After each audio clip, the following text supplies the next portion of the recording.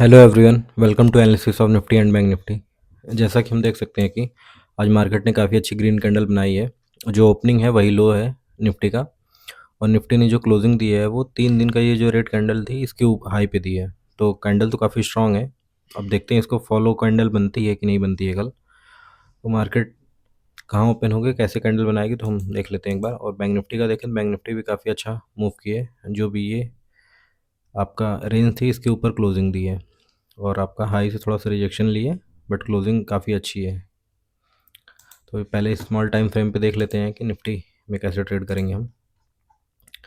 देखेंगे तो Nifty flat open होके सीधे 26,000 के ऊपर गई है। फिर वहाँ से एक बार रिजेक्शन आया, जो भी बाहर आए थे उनको निकाल के।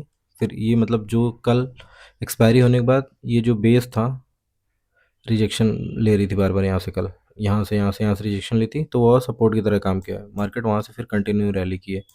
तो मार्केट यहाँ पे एक बार रिजेक्शन लिए, फिर बाहर आए तो उनको भी निकालिए। उसको जब सब लोग एम पैटर्न देख के बेरिश हो गए, फिर उसके बाद मार्केट कंटिन्यू रैली की है। और क्या ही शॉर्ट कवरिंग रैली थी ये। कंटिन्यू मार्केट पूरे दिन ऊपर गई है और शाम को रिजेक्शन आया है। तो अभी तो जो भी बाहर नीचे हैं, जो भी इधर है वो तो प्रॉफिट में है।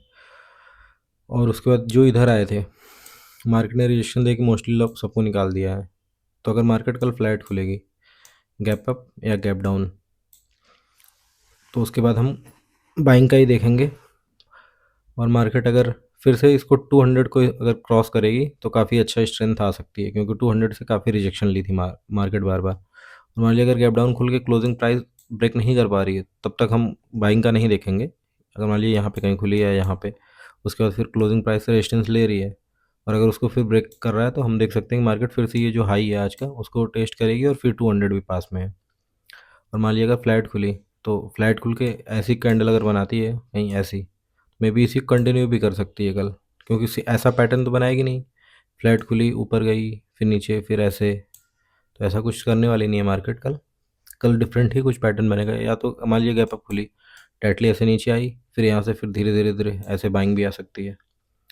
तो इस चीज़ ऐसे पैटर्न आपको समझना पड़ेगा कि कल कौन सा पैटर्न बनेगा, क्योंकि मार्केट देखेंगे तो 187 हाई लगाई है, और वहीं से रिजेक्शन आया है। रिजेक्शन 3 बजे के बाद था। तो जो भी ये लोग थे, इन लोगों को निकालने के लिए, और कुछ इधर के अगर लोगों ने प्रॉफिट बुकिंग की है तो ठीक है।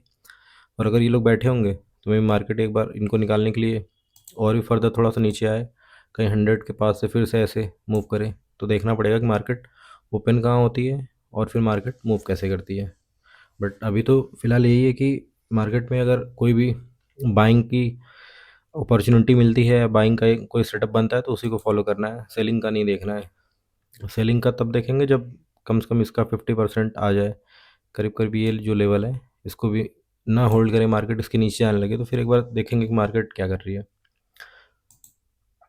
और अभी न्यू ईयर है कल, तो न्यू बाइंग आ सकती है। एफ में भी कल वापस आ जाए अगर, तो वो भी अपने हिसाब से देखेंगे कि मार्केट में कैसे मूव आता है। और अगर हम बैंक निफ्टी का देखें, तो बैंक निफ्टी में भी वही, बैंक निफ्टी काफ़ी अच्छा मूव कर रहा था। लास्ट में ये रिजेक्शन आया, नहीं तो स्टार्टिंग में बैंक निफ्टी ही मूव करना स्टार्ट किया था पहले। तो इसमें भी वही है, क्लोजिंग प्राइस से सपोर्ट लेके धीरे धीरे ऊपर गया है। 500 को भी क्रॉस किया है, उसके ऊपर गया था, तो यहाँ से 800 के पास से रिजेक्शन लिया है।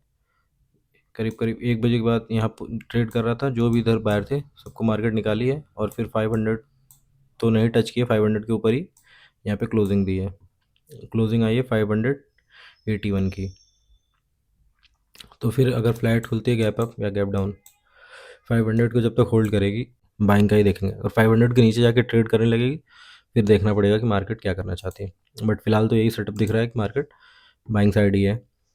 और अगर हम डेटा देखें, तो जो डेटा आया है आज, जो क्लाइंट हैं, इन्होंने अपनी जो भी इनके पास फ्यूचर लॉन्ग था उसको थोड़ा सा इन्होंने कम किया है। और जो एफ आई है, कंटिन्यू मार्केट इतना ऊपर गई उसके बाद भी इन्होंने शॉर्ट ऐड किया है फ्यूचर में। प्रो ने भी थोड़ा सा शॉर्ट ऐड किया है। और ऑप्शंस में अगर देखें, तो ऑप्शंस में इन्होंने कॉल बाइंग की है 44,000।